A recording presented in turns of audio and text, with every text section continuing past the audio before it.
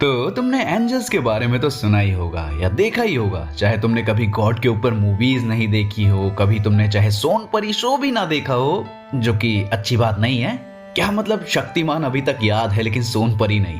अरे वो मर्द ही क्या जिसने सोनपरी नहीं देखा हो। पर इन सब बातों से हट कर आते हैं एंजल्स पर। अब एंजल्स को हमने कई रूप में देखा है। लूसीफर जैसा फॉलन एंजल जिसके बड़े बड़े काले पंख थे, हमने छोटे छोटे बच्चों जैसे दिखने वाले एंजल्स भी देखे हैं, और असली एंजल्स जिनके बारे में मैं अपने पिछले एंजल वाले वीडियो में भी बता चुका हूँ। ये खूबसूरत, कभी कभी गोल्डन बालों वाले, सफेद चमकने वाले विंग्स, सफेद कपड़े, और कभी कभी एक हालो यानी वो गोल्ड चक्र जो उनके सर पे पीछे चमकता है। तो ये होती है एक एंजल की इमेज हमारे दिमाग में, क्योंकि हर कहानी, हर फिल्म, हर फोटो एंजल्स को ऐसे ही दिखाती है। पर ये पूरी तरह से झूठ है। एटलीस्ट बाइबल के अकॉर्डिंग एंजल्स ऐसे नहीं दिखते, बल्कि वो दिखते हैं ऐसे। अब तुम बोलोगे कि ये मॉन्स्टर्स बाइबल में नहीं बल्कि किसी एनिमे या हॉरर सीरीज में होने चाहिए। क्या मतलब जो मैं अपनी क्रश को एंजल समझता था वो भी असल में ये वाली एंजल निकली, वो फेक वाली नहीं। पर सवाल आता है कि ये है क्या, ये ऐसे क्यों दिखते हैं, और फिर हमें वो अच्छे दिखने वाले एंजल्स कहाँ से मिले। तो बाइबल का तुम्हें पता ही नहीं, पर जो एंजल वर्ड है ये आता है ग्रीक वर्ड एंजलोस से, जो खुद एक दूसरी लैंग्वेज की वर्ड का ग्रीक वर्जन था। पर इन दी एंड इस वर्ड का रियल मीनिंग था मैसेंजर। अब असल में एंजल्स के दो काम होते थे। पहला हेवन और अर्थ को कनेक्ट करना।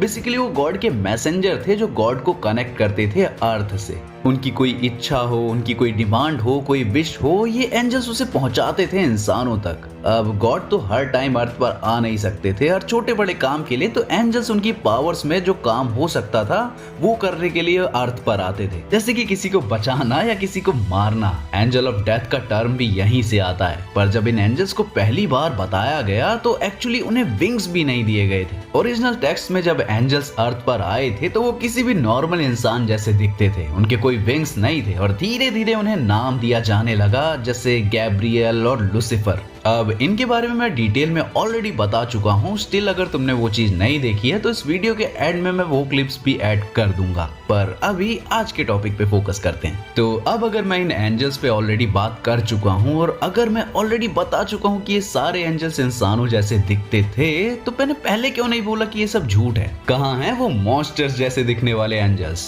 तो वेल, एंजल्स एक सीट है, एक टाइटल है जो किसी को दिया जाता है, और दुनिया के हर सिस्टम की तरह यहाँ भी एंजल्स के टाइटल की अलग अलग वैल्यू होती है। एक कंपनी की तरह कुछ एंजल्स टॉप पोजीशन पर होते हैं तो कुछ लोअर लेवल्स पे, और जिन ह्यूमंस जैसे दिखने वाले एंजल्स को हम जानते हैं वो बहुत ही ज्यादा लोअर रैंक पर वर्क करते हैं। तो बेसिकली इसके 4 लेवल हैं। पहला ओफनिम, और दूसरा सेराफिम, तीसरा मलाक, और फोर्थ पे है चेरुबिम। प्रोनाउंसिएशन में इशू हो तो इग्नोर कर देना, पर मोस्ट इंपॉर्टेंट बात यह है कि इन 4 लेवल्स में जिन एंजल्स को हम जानते हैं उन्हें बोला जाता है मलाक। पर मलाक से भी नीचे एक कैटेगरी है चेरुबिम एंजल्स की। ये एंजल्स प्रॉपर ह्यूमन जैसे नहीं दिखते, बल्कि ये इंसान और जानवरों का मिक्स होते हैं। चेरुबिम का मेन काम है ईडन के गार्डन को प्रोटेक्ट करना, और इसीलिए वो किसी भी कहानी में नहीं दिखते, क्योंकि वो और किसी जगह होते ही नहीं है। इज़ेकियल के अकॉर्डिंग चेरुबिम की फॉर्म इंसानों जैसी थी, पर उनके 4 सिर थे, और उसके अलावा हर किसी के 4 पंख भी थे।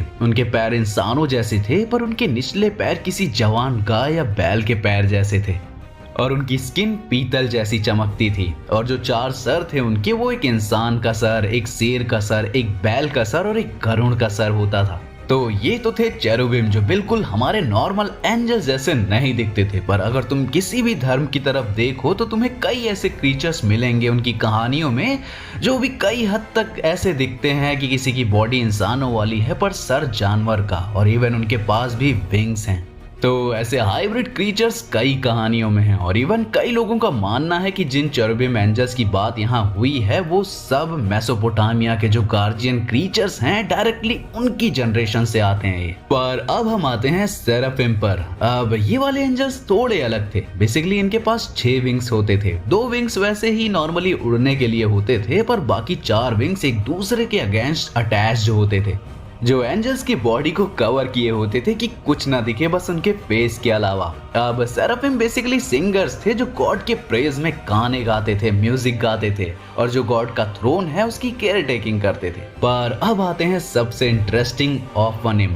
अब ऑफनिम आजकल ज्यादा ही फेमस हो रहे हैं क्योंकि ये स्कैरी हैं, तो इवन हॉरर स्टोरीज में भी इनको मिक्स किया जा रहा है एंजल्स के नाम पर। ऑफनिम के विंग्स नहीं होते बल्कि दो व्हील्स हैं जो आपस में मिक्स होकर घूमते हैं किसी जायरोस्कोप की तरह। अब इनके जो व्हील्स होते हैं उनमें बड़ी बड़ी आंखें लगी होती हैं। इसका मतलब ये ना सिर्फ हर डायरेक्शन में मूव कर सकते हैं पर हर टाइम ये अपने हर तरफ एक साथ नजर रखे हुए होते हैं। अब वैसे तो ये एंजल्स टॉप पर हैं पर इज़ेकियल की डिस्क्रिप्शन के अलावा कोई प्रूफ नहीं है कि ये हैं कौन, कहां से आए हैं और ये हैं क्यों, और इसके चलते इनके डिफरेंट शेप साइजेस में फैन आर्ट बनते रहते हैं। पर इन दी एंड ये सेंस भी बनाता है क्योंकि बाइबल में जब एंजल्स अपीयर होते हैं तो जो फर्स्ट चीज वो डिस्क्राइब करते हैं वो है डरना मत, क्योंकि वो दिखने में ऐसे मॉन्स्टर्स जैसे हैं पर वो बस एक हायर पावर और गॉड की विल को रिप्रेजेंट करते हैं। अब ऑब्वियसली वो ह्यूमंस से ऊपर हैं तो वो ह्यूमंस जैसे नहीं दिख सकते, क्योंकि कॉस्मिक हॉरर जब अपने मॉन्स्टर्स या गॉड्स को डिस्क्राइब करता है तो वो बताता है कि ये बीइंग्स इंसानी दिमाग से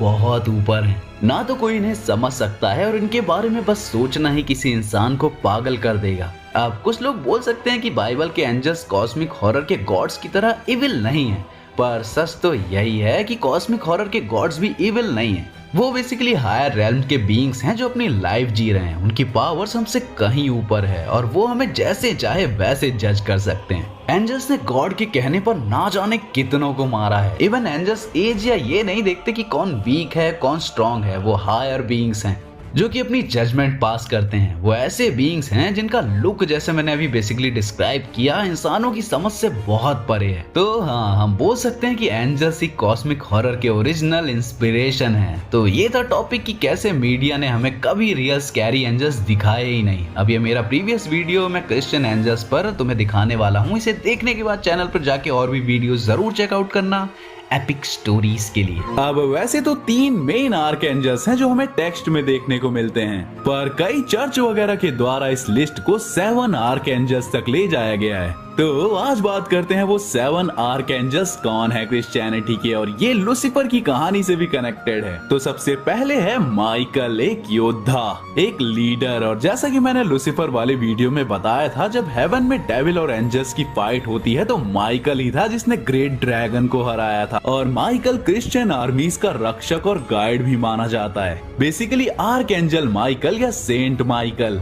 एक तो गॉड की आर्मी का लीडर है, और माइकल मुर्दों की सोल्स को हेवन में ले जाता है एक लास्ट चांस के लिए, कि अगर उन्होंने कोई पाप किए हों तब भी शायद उनकी अच्छाई उन्हें स्वर्ग में जगह दे दे। और उसके अलावा माइकल चर्च का रक्षक भी है। और फिर है गैब्रियल, या बोलूं पवित्र दूत या होल्ट मैसेंजर, जो भी तुम उसे बुलाना चाहो। टेक्स्ट में हमेशा इसे गॉड के वर्ड की तरह दिखाया गया है, जो पादरियों और प्रॉफिट्स और कई लोगों तक भविष्य और पास्ट का संदेश पहुंचाता है, जैसे जीसस के जन्म के बारे में बताना। और यहाँ पे एक फैक्ट, बुक ऑफ इनोक जो लिखी गई थी उसमें गैब्रियल को आर्क एंजल बोला जाता है पर बाइबल में नहीं। और फिर है रफाइल। अब रफाइल आता है बुक ऑफ टोबिट से। अब तुम कंफ्यूज ना हो इसलिए बता देता हूँ। क्रिश्चियनिटी और बेसिकली जो अब्राहम रिलीजन है, इनमें मल्टीपल बुक्स हैं और ये सारी बुक मिला के इनकी थियोलॉजी बनाती है। मगर जैसे अपने हिंदू थियोलॉजी में महाभारत, रामायण सारी बुक्स टेक्स्ट माने जाते हैं, वहाँ पे ये होता है कि अलग अलग ग्रुप के चर्च होते हैं और मोस्टली बुक्स को फैक्ट्स की तरह माना जाता है। पर कुछ बुक्स ऐसी होती हैं जो किसी चर्च में कैनन होती हैं, किसी में नहीं। तो कुछ बुक्स में कोई आर्क एंजल है, कुछ में नहीं।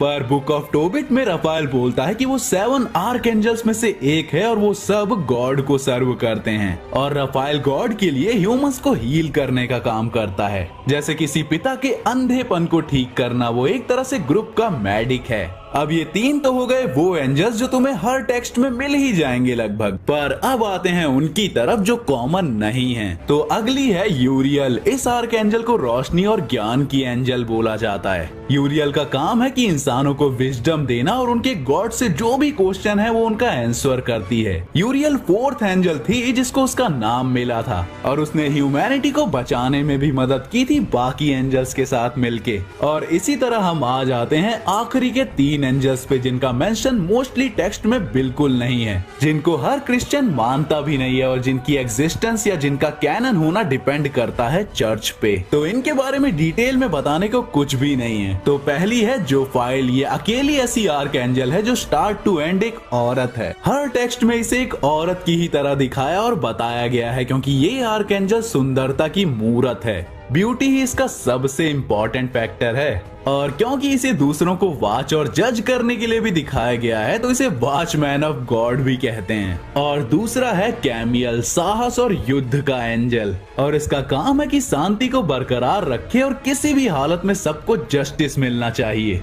और लास्ट है ज़ेडकिएल, जो दया और आजादी का एंजल है। इसी से आता है कि सबको सब कुछ करने की आजादी मिलनी चाहिए जब तक वो कोई पाप नहीं कर रहे हो। और ये जोफाइल के अलावा अकेला ऐसा एंजल है जो माइकल की आर्मी पे ध्यान रखता है जब माइकल बिजी होता है। तो गाइस, ये थे 7 आर्कएंजल्स अब्राहम रिलीजन्स के। पर जाते जाते फिर से बोलूंगा, वो लास्ट थियोलॉजी वाला वीडियो जरूर देखना और अपने दोस्तों को भी जरूर शेयर करना। तो मिलते हैं किसी और एंटरटेनिंग और इन्फॉर्मेटिव वीडियो के साथ, तब तक के लिए बी फैंटास्टिक।